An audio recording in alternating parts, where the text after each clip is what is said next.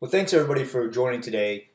I am actually supposed to be traveling to the Klondike conference in Sandusky, Ohio today, and it's snowing. We're supposed to get 8 inches of snow in St. Louis. So, just in case I don't make it, I wanted to go ahead and do a quick preview what I'm going to present at Klondike. It's going to be making the move from FDM Classic to FDMEE. And really, what I wanted to show today was quickly go over the demo that I put together. So, being able to show the migration utility that Oracle put together that uses ODI to migrate from FDM Classic to FDMEE.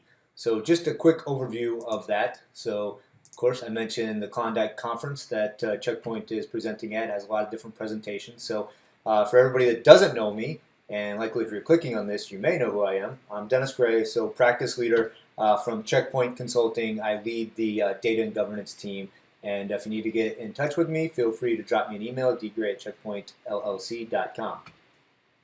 The agenda for the overall presentation, it's not what I'm going to go through today, but just to go quick overview on financial data quality and what it is. FDMEE. So how did we really get here and why are we here today? Some of the new features in FDMEE, migration methods, so being able to use manual and the migration utility and then go through the demo, which is what I'm going to go through today. So the safe harbor statement, I'm not really going over any roadmap items in this, and of course being from product management at Oracle, something I want to talk about just in case we talk about something that may not be in the product right now. About me, so I have over 16 years experience in data integration and Hyperion EPM. I started at Hyperion as a data integration consultant back in 2000 and then worked my way to leading one of the largest implementations ever for Hyperion. I moved into product development before Hyperion was acquired by Oracle, and then after the acquisition, I led the data integration product management team. And when I left, I was senior director of the data integration management team, or data integration product management team, and led a team of product managers on various products, so including Oracle Data Integrator, Oracle Warehouse Builder, some of the BEA products such as ODSI, and then bringing in new products such as Oracle Enterprise Metadata Management. And of course, we had the legacy Hyperion products in there as well, so Hyperion Application Link and Data Integration Management. So now just to jump into the demo. And just a quick overview on the demo and the migration utility. So I wanted to be able to show live using the migration utility to go from FDM Classic to FDMEE on a sample app that I put together based on different customer scenarios that we had, showing the different types of import and actually being able to do things manually as well. But I wanted to point out the landing page for the migration utility, all the information that's out there. Getting here, you can see the items that will migrate and will not migrate. And it's important to realize that there are a set of supported versions for FDM to move to FDMEE. The migration is going to do a lot of things, but it's definitely not going to allow you to lift and shift and be able to be up and running once you do the migration. Also, not only does the migration utility help you move metadata and set up your application, it also can move data. ERP is going to be upgraded as well, and it can work on Oracle or SQL Server. And then what we'll see is it can help migrate all these types of artifacts. But one of the biggest exceptions that we're going to see is any of our reports that we have, any of our scripting that uses VB script within FDMEE, it's actually using the power of ODI. So a lot of Jython scripting and be able to do that. And as we see, a lot of the implementations that I've seen on FDM in the past, I don't know that a lot of those transformations should have been done there anyway. Use the power of the tool for what it's made to do. So for data quality, for integrating data, not for transforming data serially. So use the power. Now that we have ODI, let's use the power of ODI to do our transformations. Definitely Checkpoint can help you with your FDMEE migration. So we've worked with a lot of customers over the last year and a half, 2 years on doing their migrations. We've had very simple migrations that could last from 4 to 6 weeks to very advanced implementations that are going to last closer to a year. And they're going to be upgrading their HFM as well, HFM planning as well as their FDM environment, and really taking a full look at what functionality they had within FDM Classic and where did that need to be. Because one thing that we definitely saw was a lot of the early consultants trying to push everything into FDM Classic and drive it from there. And that's where we'd see a lot of performance issues early on. I can remember being at clients and seeing this issue come up time after time. And there was always better ways to do this. But considering that maybe the accounting department was running this or the finance department, they may not have had the technical expertise to be able to use an ETL tool or to write the SQL that could do the the transformations for you. So we can definitely help with your migration strategy. We can help you execute on that strategy. So down below, probably hard to see within the recording itself or even when I present, but I just wanted to show that we've taken some of the largest scripts that are out there, thousands of lines of code, and converted those from VBScript into Jython.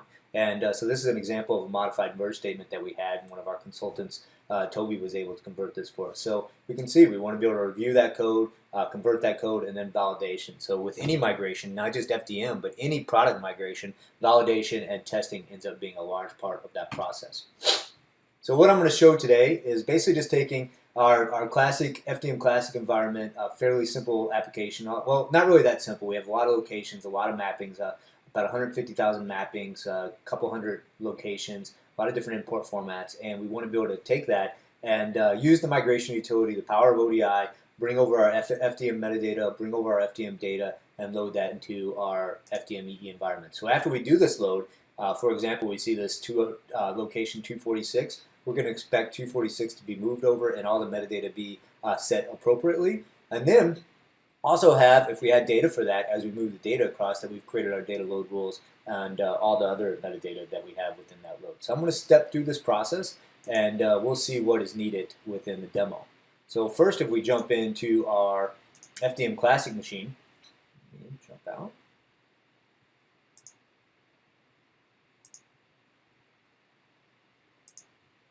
And we log into our FDM Classic app just to take a look around and see what's in that app. So log in.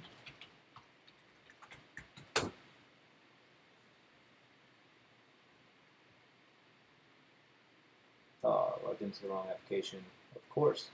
So I wanted to log into CP_FDM demo, and I will do that right now. So CP_FDM demo, and then our username here, admin, super secret password. And then once we're in, we'll be able to get in, look around at the locations, our import formats, our data mappings, our validation groups, and be able to see what does exist within there. And since this is a condensed demo, I'm not going to spend a lot of time on what we do have. I just want to be able to show the overall process of what can be mapped and loaded over. So we can look through, we can see that we definitely have a bunch of different locations within this area. I know that there are definitely going to be exceptions on things that migrate over. So I want to be able to look at this application and say, okay, I understand the app, and then what type of upfront validations can I do to look into the repository and see what exists out there, and maybe things that are going to cause me a problem. So custom report scripts, VB scripts within our mappings, VB scripts within our import formats, and then custom scripts as well. So we've put together a couple different Excel retrieves based on SQL that are going to be able to go out, grab it from the repository, and look at that information for us. So let me just open those up real quick here to show you. So opening up the Excel report that we created, so this manage exceptions, which actually has these SQL queries that are going to allow us to pull information from the FDM Classic repository into Excel, just so we can check on it. And of course, there's not a lot of reports here that have been changed, but there's one report. We know that any mapping that contains a VB script is going to need to be updated into Jython. So here's some of the VB scripts and what we're going to need as far as updating those. The import scripts that we have, so every single one of these uses the same import script, so this would just be one change overall to the expression to update this CP import script from VB script to Jython. And then one other thing that we're going to see is that, and this actually during my first migration was causing some issues, is the fact that if an import format is not assigned within a location, so if we're doing multi-loads, then the data wouldn't, or the metadata wouldn't actually migrate across. So this CP_6, I know it's used as a parent location, and it doesn't have an import format, so it doesn't actually make it over when we do the migration. So if we just took a quick look at this and jump into HFM, and we're looking at CP_06, import format is none. And that's actually going to cause us a problem because it's not going to migrate over. So anything that's using this, such as 4751 as its parent location, more than likely we're not going to see this move over for the mapping. So when we do the actual migration, so that's that on the validation scripts, and what we can do more than that front too. But within this demo, And then let's jump into ODI, and we'll run through the migration utility real quick. So within the migration utility, there's definitely some setup that we need to do up front to make sure that migration utility is using the correct source and target for its load. So we need to jump in to our global context and make sure that we have that set up appropriately. And there was a couple of scripts that we needed to run to that are outlined in the migration utility. So if we open our global context, two things that we need to be able to set up, that we need to have set up. AIF_TGT is the location of our FDMEE server and where the repository is. FDM source is the location of our FDM classic environment, and that's all set up within the data servers. So data servers, physical architecture, and logical architecture. And then we can jump in, we can import our scenarios. There's two scenarios that we would import from the patch. So extract data, extract setup. We'll import both of these, and once they're imported, we're actually ready to run. So we're going to kick those off, set a couple variables along the way, so what the name is of our app, and what the name is of our app and the type of the app itself. So extract setup, we can just execute this from ODI Studio itself. Global context, as I said, we want to make sure that we update the app to cp_fdm_demo. And this is not a planning REST-based app, so we do not worry about database name. I know that there's not going to be any conflicts with prefixes, so we'll go ahead and we'll run this. And once we run this, it's probably going to take about 2 minutes to run to completion. So we'll take a look at that here in a minute. But I just wanted to show in the workbench too some of the things that are important when we're looking. So we have the app open. If we are troubleshooting, knowing the ID of this app that we're moving over right now, so FM11X, that's going to come in handy when we're troubleshooting through SQL itself, all the dimensions, all the other information that we have. But remember, when we are migrating, that we need to understand what scripts actually exist, and that we're going to migrate these scripts over from VB to Jython. Same thing for any of our custom reports. So we need to take a look, and if our reports are custom, then we need to go out. We need to make sure that we have updated those with any changes that we have. For the most part, what I've seen is the SQL is fairly easy to migrate from FDM Classic to FDM. We have our same reports be up and running with the same type of functionality. So now if we go back into ODI and we just take a quick look, we can actually see a lot of what ODI is doing here within the migration utility. Some of these first tasks actually use Java classes, so the code is obfuscated from us and we can't dig into the process. But when we get down into extracting the app dimensions, we can actually go out, we can see the actual SQL that was generated and used to do this. So we can look at the code, we can see what it was used to select that, what it was used to insert it. And this is what we have used in our validation reports to do our validation, that what is in FDMEE is actually what exists within FDM Classic, and that things were migrated over correctly. So we can see it was 10 rows here. If we want to look at import formats, 54 import formats. If we wanted to look at locations, 440 locations, and then our migration should be nearing the end right now. But as this is going on, we also have another report that we can go out, and it's finishing up, so we can pull up this report on our validation from FDM Classic to FDMEE. And that's going to tell us, really, give us, for our consultants to be able to use as we're going through this cyclical process to make sure that everything we move actually does match what's in FDM Classic. So we know on the first time, more than likely, we're going to see something that's not moving in. And we want to make sure that we do move across what we want to move across. We don't want to just blindly move everything into FDM. We want to have a deep understanding of what was required, what was needed within FDM Classic, and then move over the appropriate information. So if we take a quick look at this dashboard that we put together here, and make sure that we can view it in the wrong sheet.